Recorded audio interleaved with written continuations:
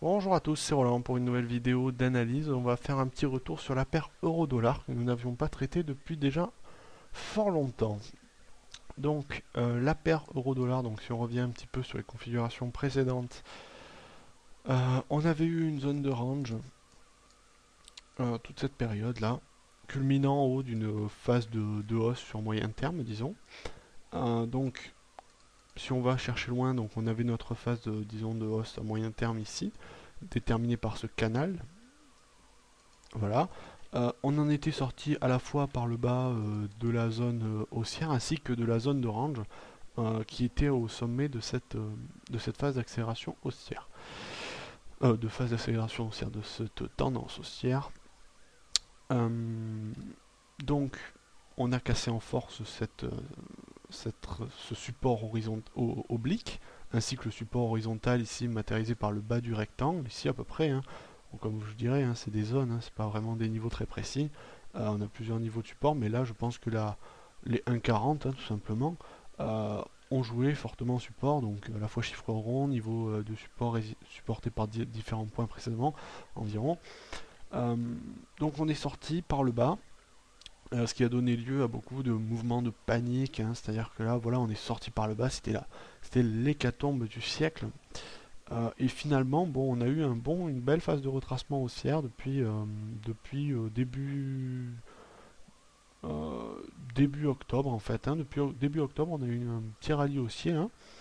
Euh, bon, je vais pas dire sympathique, mais assez clair, hein, assez sérieux. Alors il faut faire attention tout de même parce qu'on n'est pas passé au-dessus des plus hauts. Donc là, on va revenir sur quelque chose d'un peu plus propre.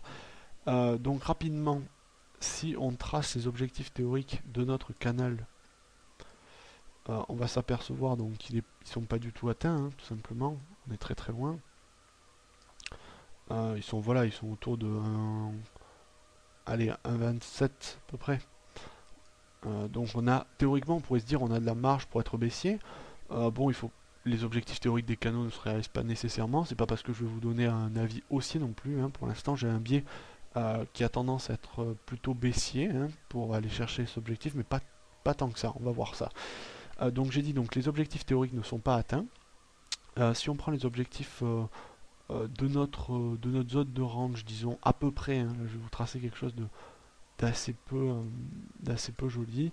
On va essayer de prendre, voilà, euh, comme si c'était un triangle descendant, donc c'est-à-dire le plus haut point en fait, hein, le plus haut report. Hop, c'est pas très propre comme ça, voilà, on reporte au point de sortie. Et là, on a touché les objectifs théoriques très clairement. Hein, on les a parfaitement remplis, hein, on n'est pas allé plus bas. On a rebondi en fait sur les objectifs théoriques de notre triangle descendant ici, ou si on veut de notre zone de range. Donc on a un niveau de support résistance très important, donc je vais tracer, je vais plutôt mettre par une zone, parce que là vraiment c'est difficile de voir un tracé très précis sur ça, autour des 1,40 en fait à peu près, voilà, vous voyez, cette zone matérialisée donne une bonne zone de résistance support, donc une zone pivot pour les cours, où ils s'articulent de part et d'autre. Donc vous voyez, on a eu des rebonds au-dessous.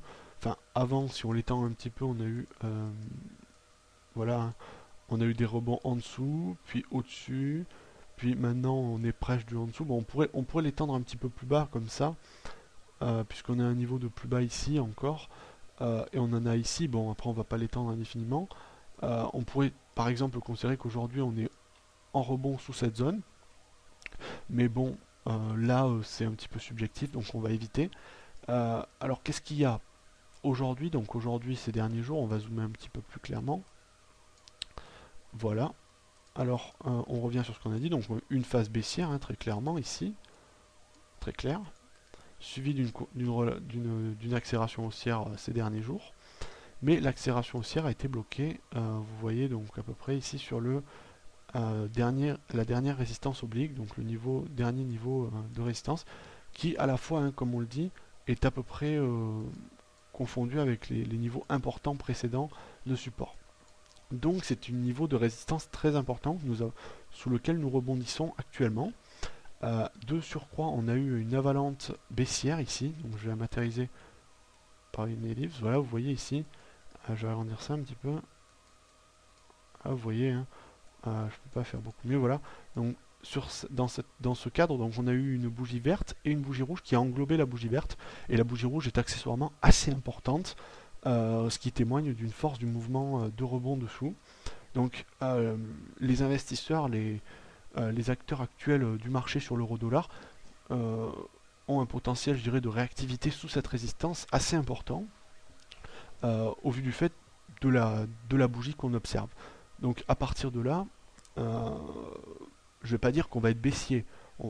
On n'est pas nécessairement baissier, mais enfin sur le moyen terme, mais on peut supposer, surtout après les bougies d'hier et aujourd'hui, donc très hésitantes, pas des bougies de hausse, hein, je dirais. Peut-être on est au final dans un petit range, dans un petit range comme ça. Mais pour moi, la dynamique, même si elle est haussière sur les derniers jours, le rebond sous cette résistance pourrait nous ramener vers des niveaux de plus bas, c'est mon avis. Par là, voilà. Donc, euh, c'est pas assuré, euh, puisque là, je vais vous dire que ça va être l'euro-dollar, parce que sur le GBP USD, j'ai plutôt un biais plutôt haussier. Donc, sur l'euro-dollar, je vais dire que là, je vais avoir tendance à avoir un biais plutôt baissier, ce qui est assez risqué finalement dans les scénarios, puisque j'aurais donc logiquement un avis finalement un avis très baissier sur l'euro GBP, ce qui n'est pas le cas quand je regarde la paire. Euh, donc je vais pas dire que c'est très contradictoire, enfin l'euro GBP par rapport aux configurations que j'avais vues précédemment, ça fait un petit moment que je l'avais fait, je sais plus quand. Euh, mais là, pour moi, actuellement, euh, vous voyez, ça bouge pas mal hein, sur le daily, hein, on passe du rouge au vert là, sur cette bougie, il y a de l'agitation. Que dire donc pour moi on a des chances de faire un range finalement au moins, c'est-à-dire de rebondir, de faire de tourner là-dedans, peut-être d'aller plus bas en dessous. C'est indiqué aussi par ailleurs, notre moyenne mobile 20 est parfaitement à plat, enfin quasiment à plat. Les bandes de Bollinger, donc les cours ont rebondi sous les bandes de Bollinger très clairement, sans aucune une accélération haussière. Donc je vais dire que sur l'euro dollar, je vais avoir un biais plutôt baissier. Si on trace du Fibonacci, je sais pas ce que ça va donner, je l'ai pas fait au préalable. Euh, mais bon, de toute façon, là, ça n'a pas grand intérêt parce qu'ils sont rapprochés. Bon, évidemment, ça rebondit un peu dessous, mais on ne sait pas vraiment où c'est. Donc, moi, personnellement, je vais être tenté de dire que je suis baissier sur la paire euh, jusqu'à 1,31,5, on va dire, dans un premier temps.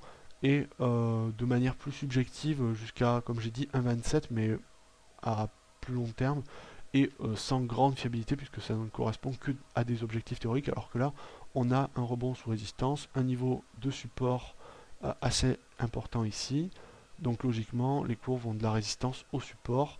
De plus on est placé plutôt dans une dynamique baissière sur si on prend la période ici, là on est plutôt sur une dynamique baissière, donc je serais plutôt d'avis baissier sur l'euro dollar. Voilà, vous avez mon avis.